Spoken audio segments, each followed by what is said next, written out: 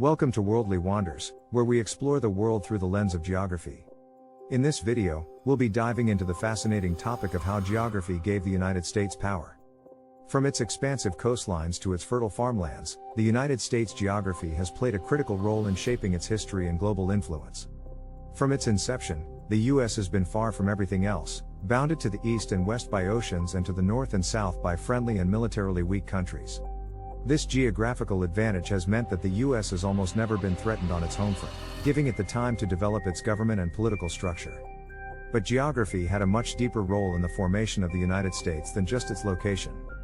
Back in the colonial era, the 13 colonies were essentially split into three geographically distinct groups that can explain why the areas look the way they do today. The New England colonies were heavily forested and had fantastic natural ports like Boston and Newport. However, the area had a short growing season and a rocky landscape, which meant that crops never grew very well. Therefore, the area ended up as a center for shipbuilding activity and fishing. To get their food, they would trade with the breadbasket of America, the Middle Colonies. This mid-Atlantic region was fantastic for farming. The area has a long, warm growing season and plentiful, arable soil. It also has navigable rivers stretching far inland that could help transport goods. Philadelphia and New York were the two major cities of the colonial era in this area, and their locations reflect their roles. You'll notice that both New York and Philadelphia are at the mouth of significant, navigable rivers while Boston is not. Further south were the southern colonies, home to some of the oldest colonial settlements. There's this one line that you can put on a map to explain why southern cities are where they are. It's called the fall line. The technical explanation is that this is where the soft sedimentary rock that forms the coastal plains meets the hard basement rock that forms the land farther inland. The simpler explanation is that above this line, rivers will have waterfalls and rapids. Below, they'll be flat and navigable.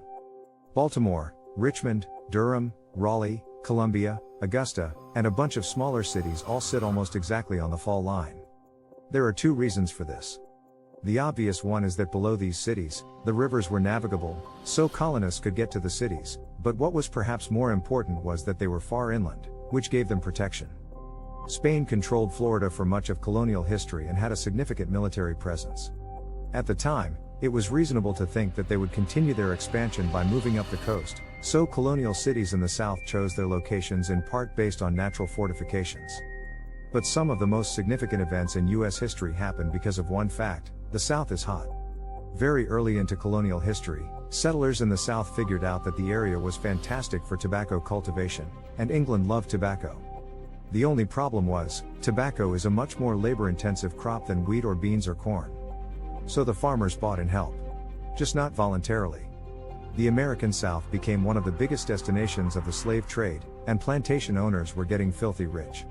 A big reason slavery existed for so long in the U.S. was actually because the South was so physically big. You see, the job of Supreme Court justice used to be part-time. In the 19th century, the justices would only come to D.C. for a portion of the year, and for the rest of the year, they would travel around an assigned area and hear cases alongside local judges. The problem was, the North was much more densely populated and had better travel infrastructure than the South. The South was vast, sparsely populated, and had a very rudimentary road system. These three factors combined meant that the U.S. was in the perfect position to take over as the world's superpower after World War II. It had the largest economy, the most powerful military, and was in the perfect position to use that power to influence global politics. Geography had once again played a fundamental role in shaping the country's destiny. Today, the U.S. still has a unique geographic position that gives it a lot of advantages over other countries. It has a long and extensive coastline, which allows for easy access to trade routes and resources. It has a diverse landscape, which provides for a variety of resources and industries. And it has friendly neighbors to the north and south, which makes it much easier to maintain peaceful relations. However, the U.S. also faces challenges due to its geography. It is vulnerable to natural disasters, such as hurricanes and wildfires. It has a large and diverse population, which can lead to political and social tensions.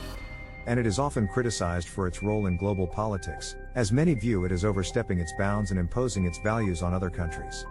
In conclusion, the United States' history and development have been largely shaped by its unique geography.